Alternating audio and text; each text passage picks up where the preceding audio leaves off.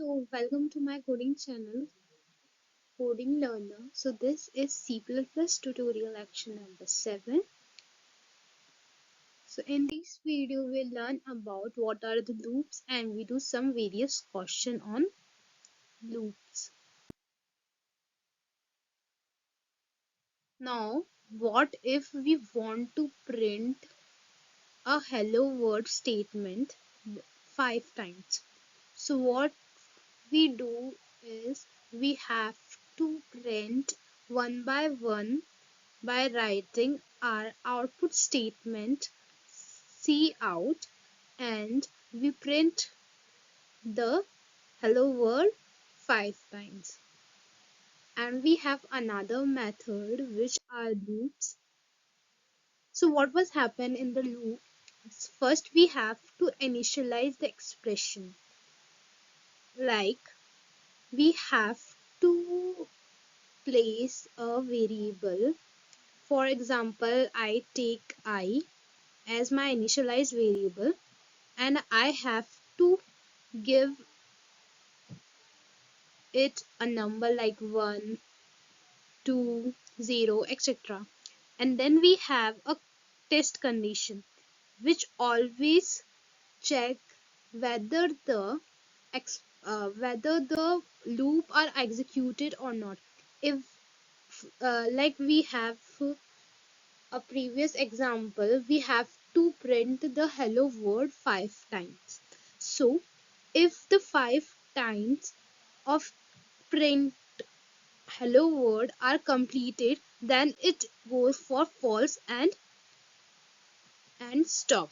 And if it is not, then it goes for true and print the statement like we print hello world, and then we have to update the expression so that we identify how many times we print hello world.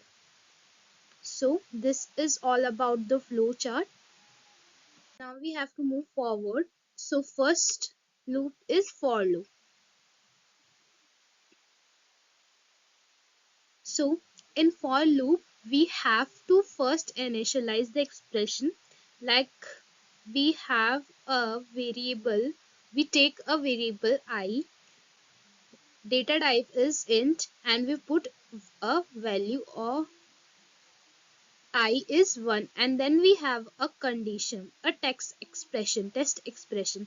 It is always check whether the I is greater than, if it is greater than 5, it goes outside the loop and stop. It stop the loop, the iteration will be stopped.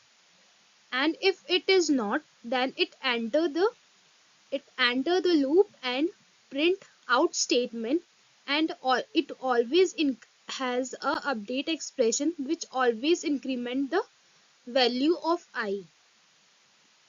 If the value of I is reaches to I is equals to 5, I is equals to 6, then it stop the iteration. So that's all for the for loop. Now we have to move forward. Now in while loop, it first checks the condition and then execute the body. Like we have to initialize the variable outside the loop. We have a while keyword and then we have a condition. In every loop, there must be a condition which defines how many times of iteration will be performed. So what was happening here? We have a out statement I which give the value of I. So what the output is, it's print 1.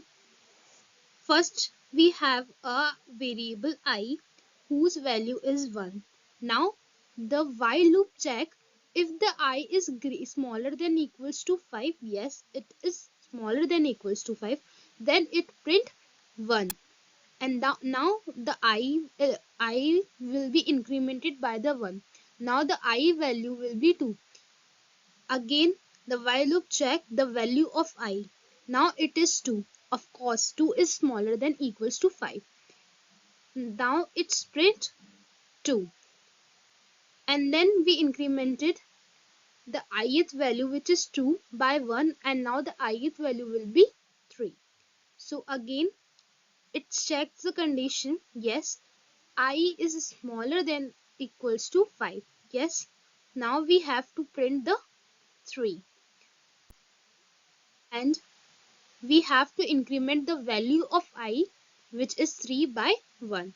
Now we have I is equals to 4. Yes, 4 is smaller than equals to 5.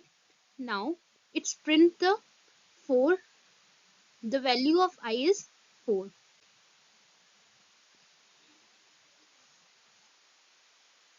Now, now it is incremented the value of I by 5. It's checked I is smaller than equals to 5. Yes, it is equals to 5, but here we have to move forward and we goes for 5 because the value of I is also equals to 5. Then we have to increment the value of I by 1. Now the I value will be 6. Now we have I value 6, which violates the condition, and we exit the loop. So that's it about while loop. Now we have to move forward. So do while loop is a exit control which execute the body, then check the condition. First we have to initialize, always we have to initialize a variable for iteration, and then we have a do keyword, and then we have a statement, and we have a update statement which is decremented or incremented, and then we have a condition.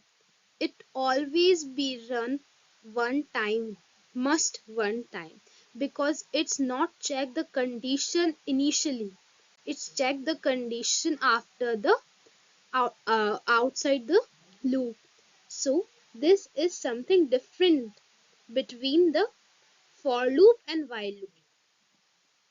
For loop will first initialize and then conditions check, and then execute and update. But here was happening here what was happening here is we have to print the statement at once and then increment and decrement, and then we have to check the condition. So we have to identify what was happening the between in the for loop, while loop, or do while loop. We do some example. So let's go. So now we have to do some question on for loop, while loop, and do while loop. So you can easily understand how we code for loop, for while loop, and do while loop, and what was the happening inside these loops, and what how the iteration will be performed in these loops. So first we have to include a file, include string using space std.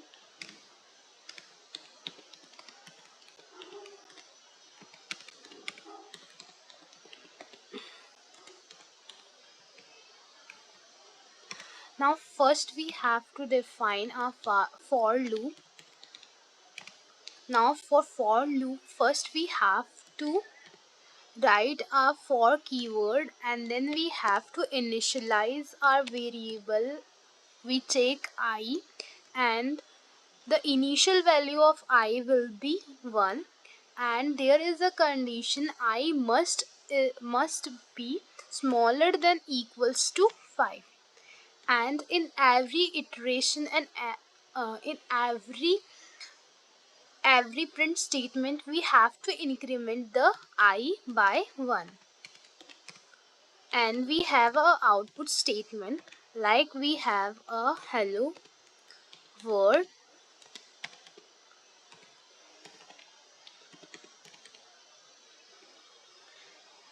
and after the 5 times printing the condition will become false, and it's come outside the loop. Now we have to define same operation in while loop. So first we have to initialize our variable from 1, and then we have a while keyword. In the round bracket we have a condition in which I is must be smaller than equals to 5, and then we have a printing statement cout hello world.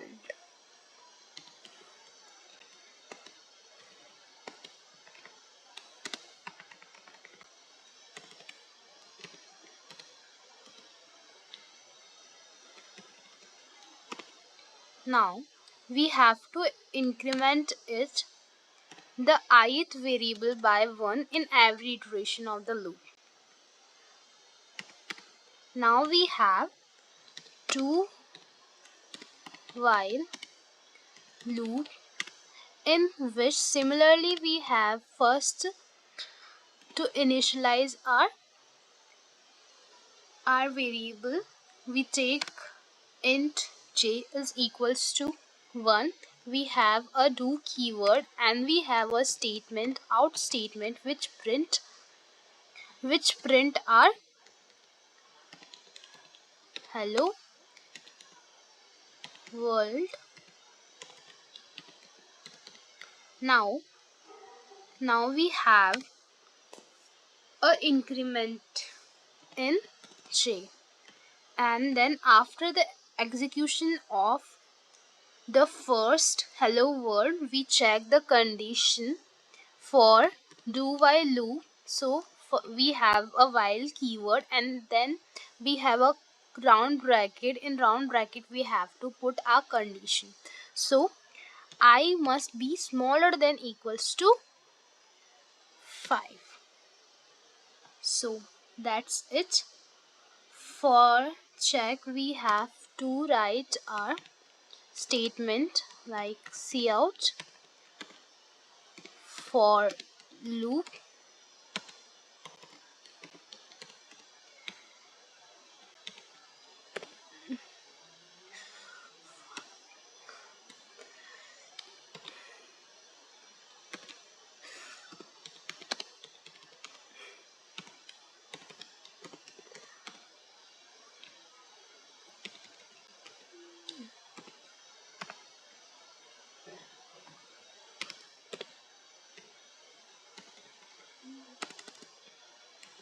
while loop, and next will be always do while loop. Now we have to move forward. Let's see what we get. Okay, we have to miss our semicolon in the do while loop.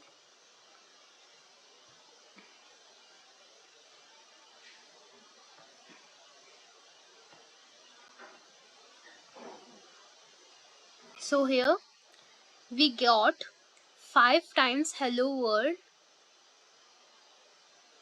from the for loop, and then we have while loop in which we have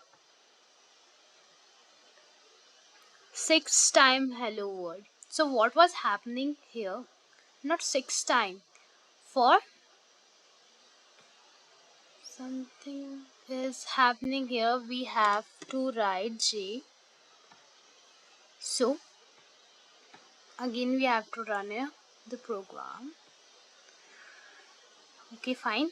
So let's see what we get. We have hello statement by for loop 5 times. It prints 5 times, and then we have a while loop which prints our hello world 5 times, and then we have a do while loop which again print our hello world 5 times.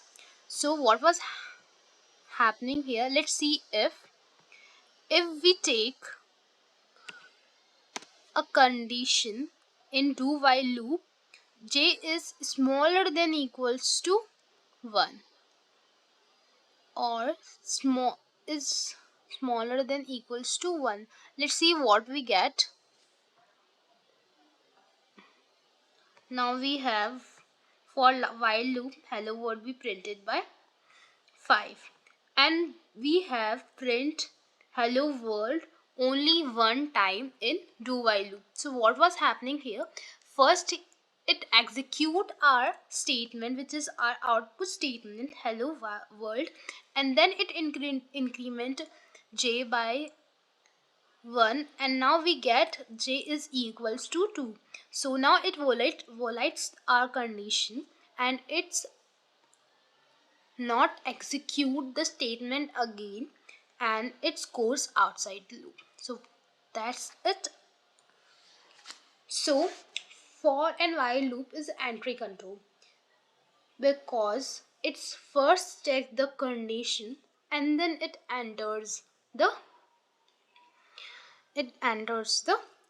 statement or in the loop.